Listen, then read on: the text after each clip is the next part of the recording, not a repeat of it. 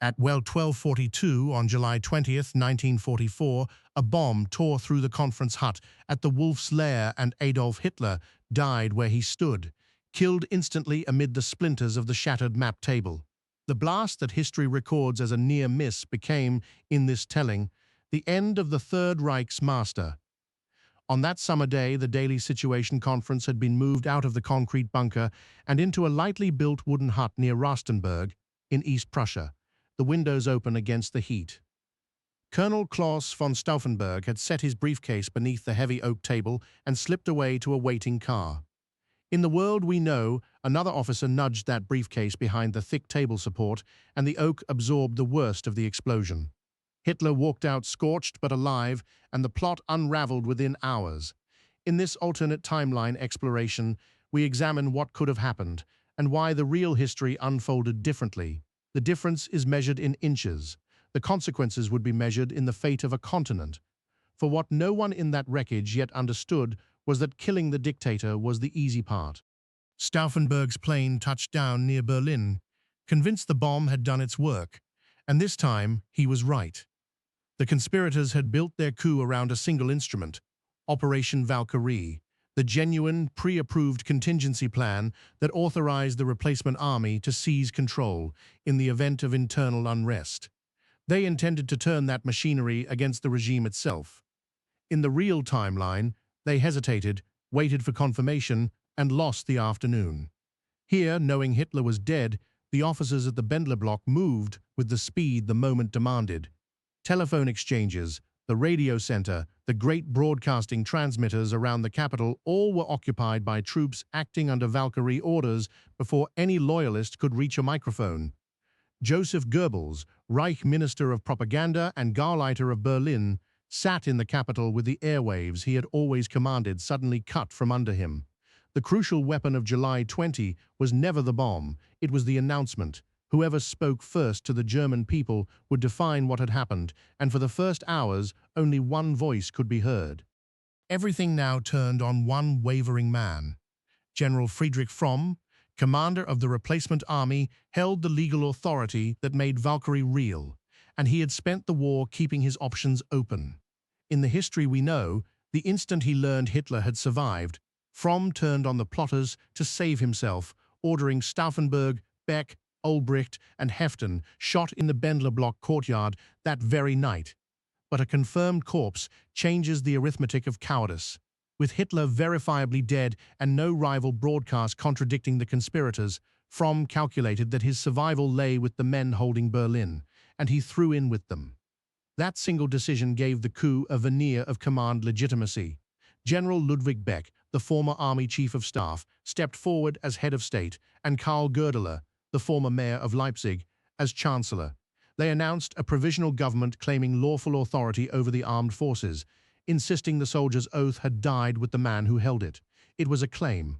Whether anyone with guns would honor it was another question entirely. Heinrich Himmler did not honor it.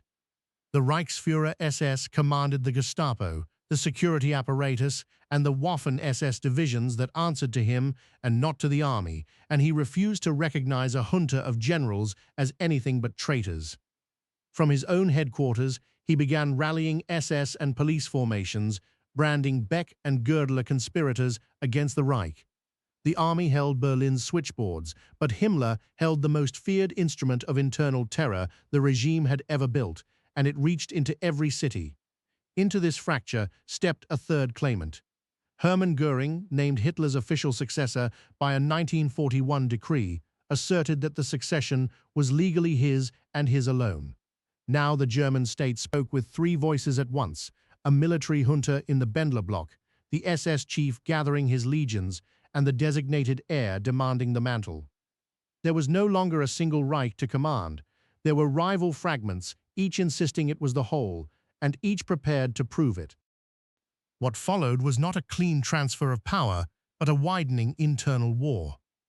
The junta understood that it could not govern while Himmler's apparatus survived, and it moved to arrest senior SS and Gestapo officers wherever army units were strong enough to do it.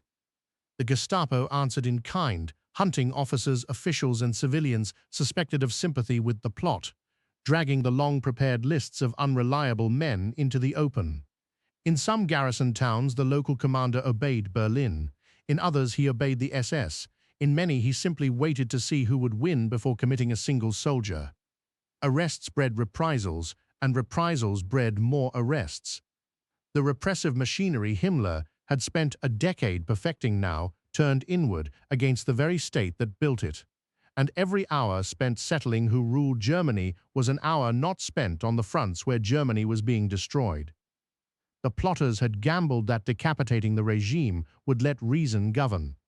Instead, it loosed a scramble among the surviving predators. But while Germans fought one another over the ruins of authority, the enemy outside the gates did not pause to watch. The junta's deepest hope had always been a separate peace. Beck and Goebbels reached quietly toward the Western Allies, offering to end the fighting in France and turn the whole weight of the German army eastward against the Soviet Union. It was the oldest dream of the conservative opposition to spare Germany the Russians by making terms with the British and Americans. But the door they pushed against had been bolted in January 1943, when Churchill and Roosevelt committed at Casablanca to unconditional surrender and nothing in it. The Western Allies had landed in Normandy on June 6, taken Cherbourg on June 26, and were grinding through the bocage toward a breakout. They were winning, and they were bound to Moscow by alliance. A separate peace that abandoned the Soviets was precisely what Stalin feared, and precisely what his partners had pledged never to offer. The overture was heard. It was weighed, and the answer that came back was the demand that had never moved. Surrender first, to all three, and discuss nothing else. While Berlin argued over who ruled and London declined to bargain, the Red Army kept coming. Operation Bagration, launched on June 22, had already shattered Army Group Center and was driving toward the Vistula and the borders of East Prussia, the same soil where Hitler had died in his wooden hut. The Soviet advance did not slow for a German power struggle. If anything, the chaos invited it. German divisions in the east now received contradictory orders, some from the junta's command, some from SS authorities who refused the junta's legitimacy, some from no one at all. Commanders held the line by instinct and dwindling fuel, while the structure above them tore itself apart. A divided command facing an undivided enemy can only lose ground, and ground in the east meant homeland. The conspirators had imagined buying time. The men of Army Group Center's wreckage discovered they had no time to buy. And so the question that had seemed to be about politics revealed itself as something far narrower. In the end, the generals could not change whether Germany would fall, only how. No coup could conjure a victory from a Reich beaten on two fronts and cut off from any separate peace. The Allies held their line, the Soviets held their momentum, and the SS held enough of the country to make every order contestable. The most the plotters might secure was a faster, more orderly collapse, surrender negotiated rather than fought to the last cellar, perhaps a few 100,000 lives spared in the difference between capitulation and Götterdämmerung, perhaps less than that, if the internal war burned long enough to wreck what coherence remained.